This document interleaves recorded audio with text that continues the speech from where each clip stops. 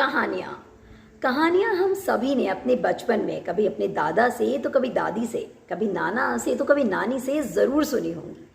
कहानियाँ सुनाने के पीछे ना एक लॉजिक है। कहते हैं जब हम कहानियाँ सुनाते हैं, बच्चों को जब हम कहानियाँ सुनाते हैं तो वो हमसे कनेक्टेड रहते हैं और उनका जो ब्रेन डेवलपमेंट है वो बहुत ही अच्छी तरीके से होता है।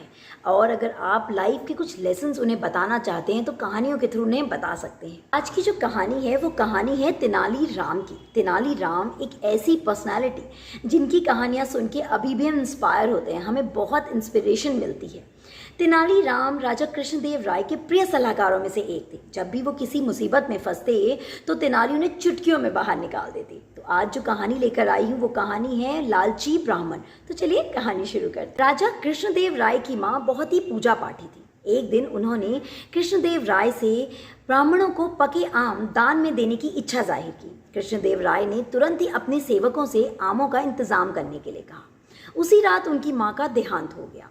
कृष्णदेव राय ने दूसरे दिन ब्राह्मणों को बुलवाया और उनका अच्छे से अंतिम संस्कार किया और अपनी माँ की अंतिम इच्छा भी ब्राह्मणों के सामने रखी। वो ब्राह्मण बड़े चालाक थे, बड़े ही लालची थे। उन्होंने राजा कृष्णदेव राय से कहा, अगर अपनी माँ की अंतिम इच्छा पूरी करना चाहते हो तो तुम्हें सोने के आम दान में देने होंगे। राजा तैयार हो गया। राजा ने तुरंत ही सोने के आम मंगवाए और सारे ब्राह्मणों को दान में दे दिए। जब ये बात तेनाली को पता चली तो वो गुस्से से आग बबूला हो गया। बस वो यही सोचता रहा कि कैसे उन ब्राह्मणों को सबक सिखाया जाए। तेनाली ने एक दिन अपने घर उन ब्राह्मणों को आमंत्रित किया। वो ब्राह्मण खुशी खुशी राजा तेनाली के घर पर गए। उन्हें लगा मोटी रकम तेनाली के घर से मिलेगी। जब उन्होंने घर के अंदर प्रवेश किया तो देखा तेनाली एक छड़ को गर्म कर रहा है।